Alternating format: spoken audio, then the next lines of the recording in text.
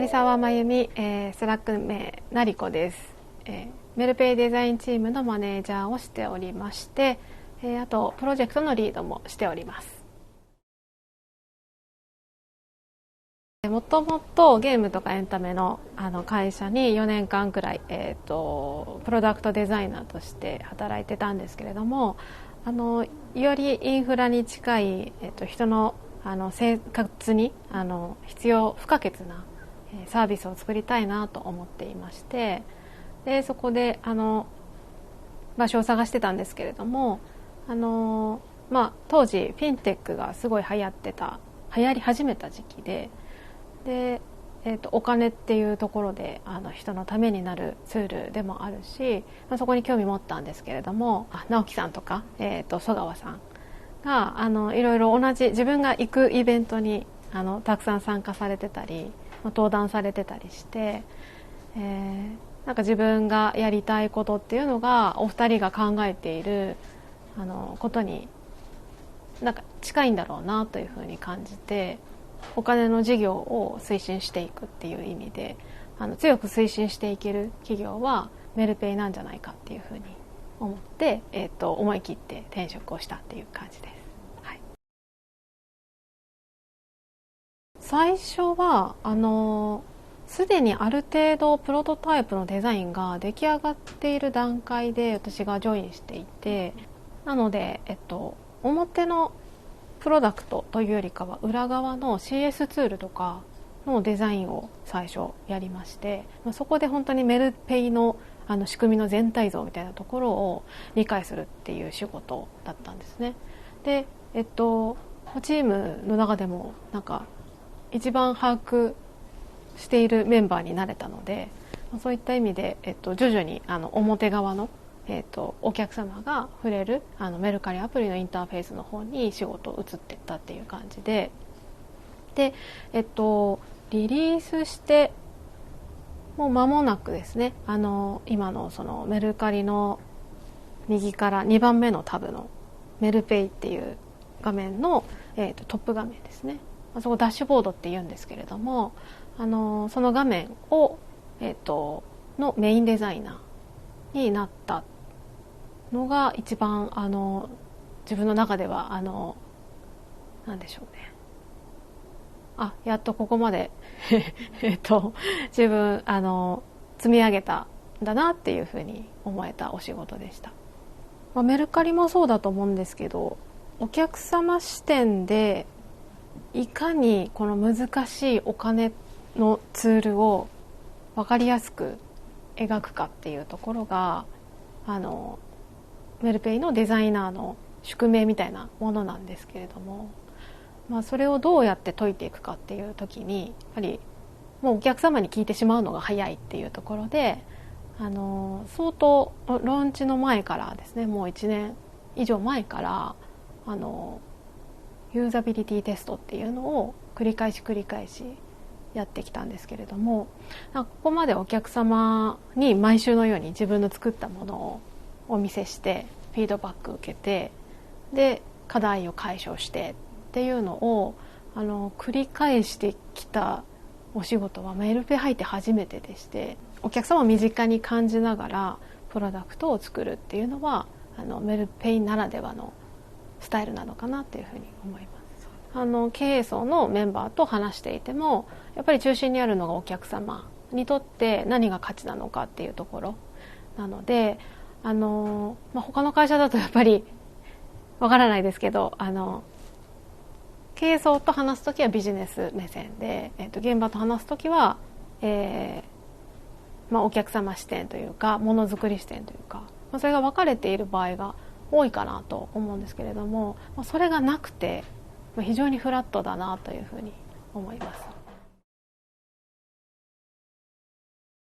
なんか世の中にもうすでにお金のツールってたくさんあると思うんですけれども、特に日本とかクレジットカード、現金の次にクレジットカードを使う方が多いと思うんですけれども、そのメルペイの中にクレジットカードの代わりになる後払いができるサービスがあって、それメルペイスマート払いって言って今打ち出してるんですけれども、そのメルペイスマート払いも同時にお客様を審査して使える使えないっていうのを判断しているんですけれども、特に審査基準ってなるものがやはりメルカリの中のお客様の行動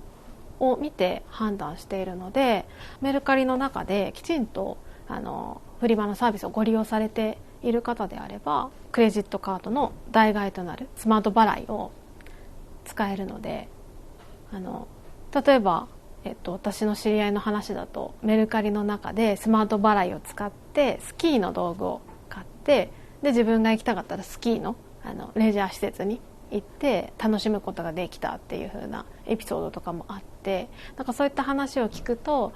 きっとまだまだ利用者数っていうのはね、すごく少ないんですけれども、きっとどこかで、日本のどこかで助けられている人っていうのは